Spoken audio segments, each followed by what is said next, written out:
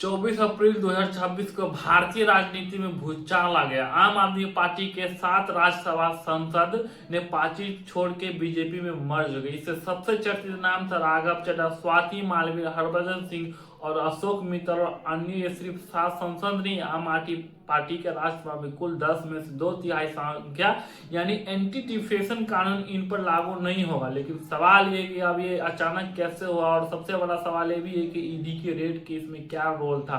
आज की इस वीडियो में हम पूरी कहानी विस्तार से और पंजाब की 2027 चुनाव पर इसका क्या असर पड़ेगा। वीडियो को अंत तक जरूर देखें और पसंद आए तो लाइक और सब्सक्राइब करना ना भूलें। तो चलिए शुरू करते हैं। 24 अप्रैल 2026 को दिल्ली में प्रेस कॉन्फ्रेंस हुआ। राघव चड्ढा, संदीप पाठक और अशोक मित्तल मंच पर थे। राघव चड्ढा ने घोषणा की कि हमने फैसला किया कि आम आदमी पार्टी की राज्यसभा में 2/3 सांसद यानी 7 सांसद संविधान के प्रावधान के तहत बीजेपी के साथ में मर्ज हो रहे, यानी 7 सांसद का नाम कुछ इस तरह से: राघव चड्ढा, अशोक मित्तल, संदीप पाठक, स्वाति मालवीय, हरभजन सिंह क्रिकेटर और रणजिंद्र गुप्ता, विक्रम सैनी या विक्रमजीत सैनी। बाद में इन तीनों नेता बीजेपी हेडक्वार्टर गए और बीजेपी अध्यक्ष नितिन नवीन की मौजूदगी में औपचारिक रूप से पार्टी में ज्वाइनिंग कर ली। आम आदमी पार्टी राज्यसभा में सिर्फ 3 संसद पर सिमट गया। ये आम आदमी पार्टी के लिए बहुत बड़ा, आम आदमी पार्टी अब राज्यसभा में सिर्फ 3 संसद पर ही समेट गया। आम आदमी के लिए बहुत बड़ा सेटबैक झटका माना जा रहा है, खासकर पंजाब में जहां 2027 का विधानसभा चुनाव नजदीक है। अब सबसे महत्वपूर्ण सवाल है कि ईडी की रेड, सबसे चर्चित रेड है अशोक मित्तल के घर और बिजनेसमैन पर हुई, जो तारीख 15 अप्रैल 2026 बुधवार की ईडी ने FEMA विदेशी मुद्रा प्रबंधन अधिनियम से जुड़े मनी लॉन्ड्रिंग केस में छापामारी किया, जहां जालंधर में अशोक मित्तल, रेडिएशन फगवाड़ में लवली प्रोफेशनल यूनिवर्सिटी यानी LPU campus, Lovely auto, Lovely sweet डिटेंट एजुकेशन सेंटर और गुरुग्राम के टीचर कॉलेज या मास्टर ऑफ यूनियन में रेड 2 से 3 दिन तक चला, जहां से 15-17 अप्रैल तक लगभग। मजेदार बात यह भी था कि अशोक मित्तल हाल ही में राघव चड्ढा की जगह आम आदमी पार्टी में राज्यसभा के डिप्टी लीडर बन गया था और रेड के सिर्फ 10 दिन बाद ही आम आदमी पार्टी को छोड़कर बीजेपी में शामिल हुआ। दूसरी रेड पंजाब की इंडस्ट्री मिनिस्ट्री पर संजीव अरोड़ा के घर पर पड़ा। तारीख था 17 अप्रैल 2026 शुक्रवार, यानी अशोक मित्तल वाली रेड की महज 2 दिन बाद ही 13 जगहों पर छापा मारे।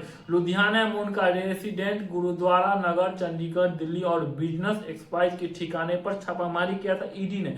ये भी FEM से जुड़ा केस था। उन्हें इनसाइड ट्रेडिंग और UA फंडिंग राउंड ट्रिपिंग के आरोप में ईडी ने लगाया कि आम आदमी पार्टी इन दोनों रेड की राजनीति के बदलाव करवाई बताई और इसे ऑपोजिशन लोटस का नाम दिया। पार्टी का आरोप है कि केंद्र सरकार ईडी और CBI का गलत तरीका से इस्तेमाल कर रहा है, पंजाब में आम आदमी पार्टी पर दबाव बना रहा है।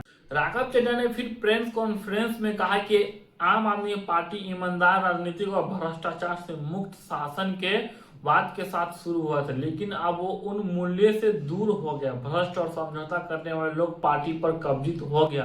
उन्होंने खुद को गलत पार्टी में सही आदमी बताया और कहा कि अब पॉजिटिव पॉलिटिक्स करने के लिए बीजेपी के साथ जाना बेहतर मैं समझता हूँ। स्वाति मालवीय ने कहा कि आम आदमी पार्टी अनियंत्रित भ्रष्टाचार पर बढ़ रहा और केजरीवाल के संरक्षण में ये हो रहा है। कुछ रिपोर्ट में यह भी कहा गया कि आंतरिक कला का भी जिक्र है। राघव चड्ढा के डिप्टी पद से हटाया गया था, जिसके बाद ये घटनाक्रम तेज और हो गया। बीजेपी की तरफ से अभी आधिकारिक बयान कम आया, लेकिन ये माना जा रहा है कि पंजाब में आम आदमी पार्टी के कमजोर करने की राजनीति काम कर रहा है। एंटी डिफेमेशन कानून के तहत सुरक्षित, क्योंकि 2/3 संसद साथ में इन संसदों की राज के साथ सदस्य बना रहेगा। पंजाब के मुख्यमंत्री भगवंत मान और संजय सिंह ने इन नेताओं को गद्दार बताया और पंजाब की जनता से अपील के इन सभी को कभी माफ नहीं करेगा। 2027 के पंजाब चुनाव से पहले आम आदमी पार्टी के लिए बहुत बड़ा झटका। क्या आम आदमी पार्टी को नुकसान से भर पाएगा और सबसे बड़ा बदलाव आएगा, समय बताएगा। दोस्तों, ये थी